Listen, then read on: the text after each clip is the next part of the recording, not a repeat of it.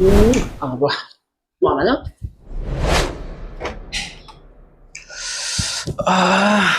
မော်လေ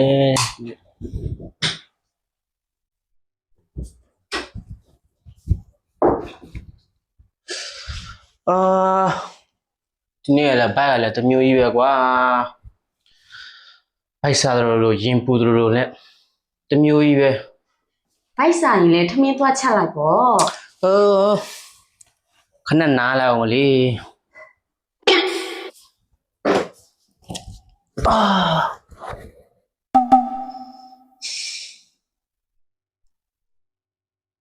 A few minutes later.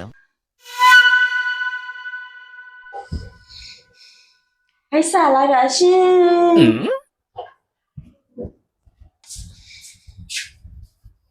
ကိုကြီး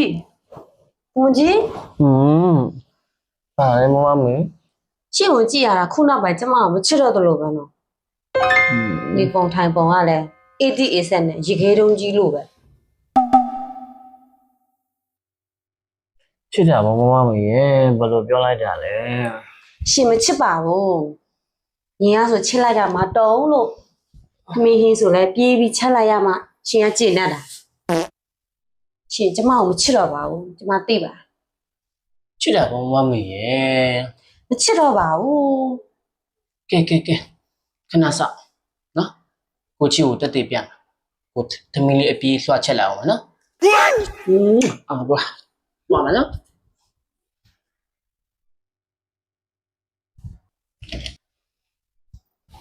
ကိုမကြီးရေမြန်လို့နော်ကျမစိတ်ဆိုးသွားလို့ရှိရင်ရှင်ဒီညကျမနာမှာအဲ့ရမှာမဟုတ် အေးပါမမမေရဲ့ကိုမြန်လေးလောက်ပါမယ်နော်မြန်ဆုံးနည်းနဲ့ပကံလုံးစီးခဲ့မယ်ဟုတ်ပြီလားအစင်လေးလာပြင်ထားလိုက် ဦးလေးကြောက်စရာကြီး